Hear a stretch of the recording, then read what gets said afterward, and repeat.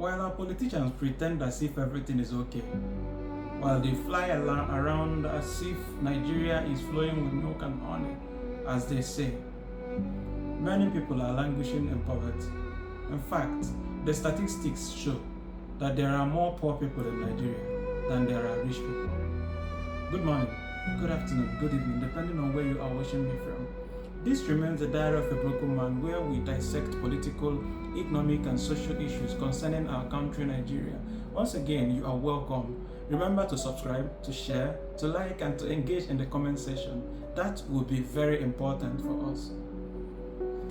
Multidimensional Poverty Index in Nigeria assesses deprivation across education, health, and living standard. These are areas where this index focuses: education, healthcare, and the standard of living. Remember yesterday we talked about healthcare in Nigeria, and now we are talking about education, healthcare, and the living standard. All of them put together. That is what makes up the index or the indices for checking people who are poor and people who are rich. Now there is high poverty, and which stems from inadequate access to quality education, quality health care, and in fact the general living standard of the average Nigerian. The water we drink, the food we eat, transportation, inflation, the economic, reliance on oil, and so much and so much. So when we talk about poverty in Nigeria, it encroaches into every sector of Nigeria. The water, the food, transportation, health, education, all these things speak to who we are as Nigerians. Unfortunately, poverty is concentrated in rural areas more in Nigeria. Places like the northern Nigeria, southern parts of the southern Nigeria, where insecurity, for instance, Boko Haram, kidnapping, limited infrastructure, produce higher level of or higher concentration of poor people. While places like Lagos, like Abuja, like Onitsha, and Port Harcourt, and some of these urban areas boast of jostling, beautiful city, this, that. People in the rural areas are suffering multidimensional poverty. Now, let's talk about wealth gap between places like Lagos and the rural areas. Let's talk about the wealth gap so that you understand what we mean when we talk about multidimensional poverty. For instance, we use Lagos as indices for this.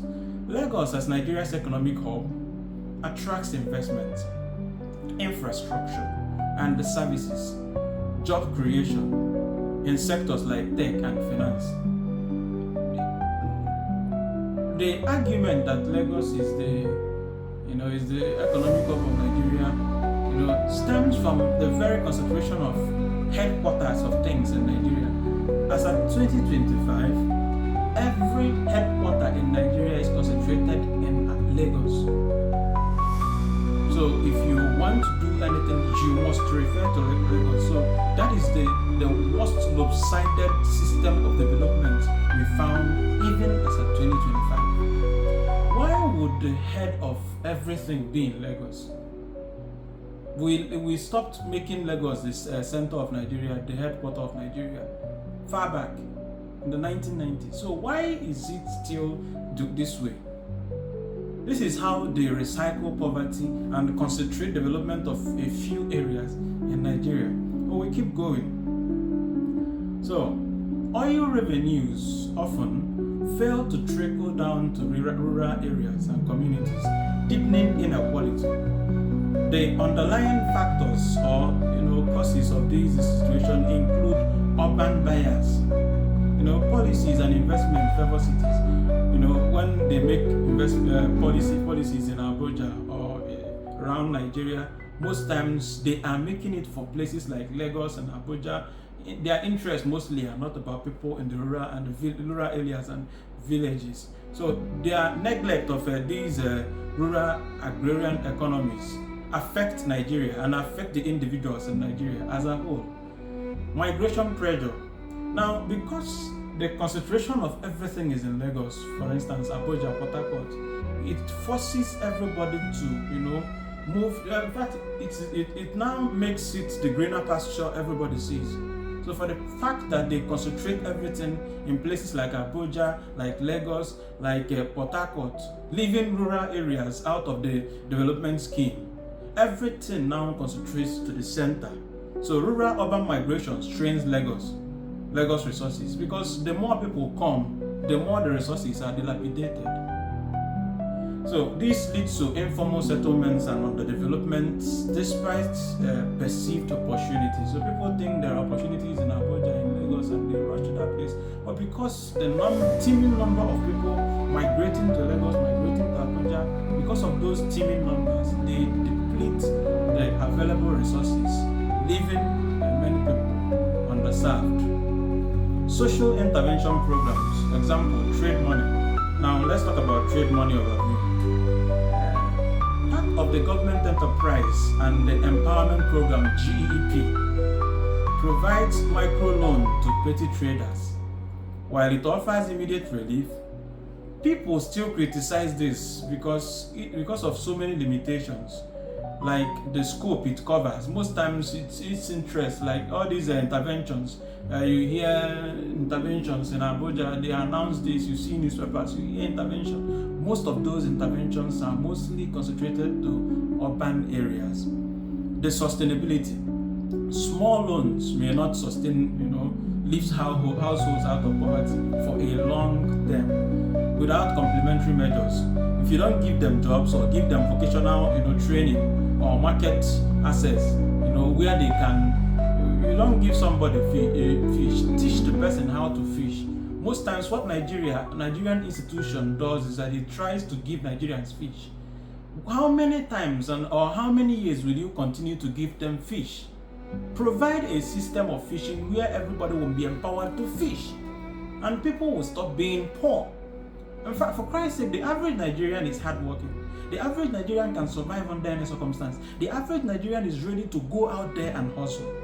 Just provide the opportunity for the person. In fact, some people, even without the opportunity, some people still wake up at 5, they keep grinding, they do this, they carry this, they do any work available. Nigerians are ready to do it. So why can't the government help, the desire in Nigerians to fulfill their plans of, having something to do? Nigerians believe that a man must have something to do, a woman must have something to do. We are not the lazy people. Provide jobs, provide opportunities. Another thing is other programs like initiatives like Empower, youth employment, targeting school feeding schemes, and other these things are filled with corruption. We've had situations where people squander money meant to share to youths, money meant to share to children, school feeding program. Somebody squanders the money, buys cars, buys houses in Europe, and all these things. This is Nigeria. Now, systemic challenges we face in Nigeria. Number 1 is governance and corruption. I've talked about that. Number 2 is security issues. Now, if you provide intervention, sometimes those interventions do not get to the adequate quarters because of insecurity. People are attacked. Even when you decide to build hospitals, for instance, some of the hospitals are vandalized. You decide to build this, to build that, to build schools. They are vandalized by bandits, and we have seen situations where children were taken out of their schools to unknown places by kidnappers, bandits. And unfortunately, even in 2025, we still read that terrorists are, try to reincorporate terrorists into the society for what? So let's talk about pathways for improvement in Nigeria. Number 1 is rural development. Investments in agriculture, example, providing subsidies, bringing modern equipment for agriculture, rural infrastructures like road, electricity, these things can, and then healthcare, build hospitals. These people in the villages are suffering. In fact, if you go into the villages of different parts of Nigeria, you'll cry. You see the hospitals like poultries. You see their schools, where children attend schools, you cry. In 2025. And the money is being signed off every day. You hear billions, you hear trillions in this same Nigeria. So we can build hospitals for them, give them electricity, give them a sense of belonging, give them a sense they are part of Nigeria. Another thing is program reform. Enhance social interventions by expanding rural outreach, integrating financial literacy, and strengthening monitoring to prevent graft. So provide them, teach them. Many of the parents in the villages are ready to learn. They are eager. Just tell them to come at this particular time. They rush. They even come 2 hours before the time to show you their desire to learn. Give them these interventions. Teach. Let them create awareness. Structural reform. Address corruption. Diversify economy. Bring in things like renewable energy, like manufacturing, and ensure equitable resource distribution. In conclusion, Nigeria's poverty and inequality are rooted in systemic imbalances. Bridging the rural-urban divide requires holistic policies that combine immediate social support with long-term investment in government, security, and economic diversification. Without addressing these structural issues, even well-intentioned interventions risk falling short. Even when you have the best of ideas, but if you do not attack these small issues, build hospitals for them, build this for them, roads, electricity, teach them, create awareness, let them know, keep them on the known. If you don't do these things, then you risk even the best of interventions you bring to them will be nonsense. I believe that Nigeria will be well if we begin to get the right mindset. The very first thing Nigeria needs is a change of mindset. Even if you steal trillions, it is still nothing if you cannot help your people. That money is nonsensical. Rush over and buy Rolls Royce, buy the best cars, build the best of houses. Where will you drive those cars? Give the people good things. Let Nigerians enjoy the money that you get from their land. This is all Nigerians are asking for. And then give them job opportunities. Give them opportunities. And then help those who have creative inventions, innovations. Help them to manifest, to build them for the society. I believe Nigeria will be well again.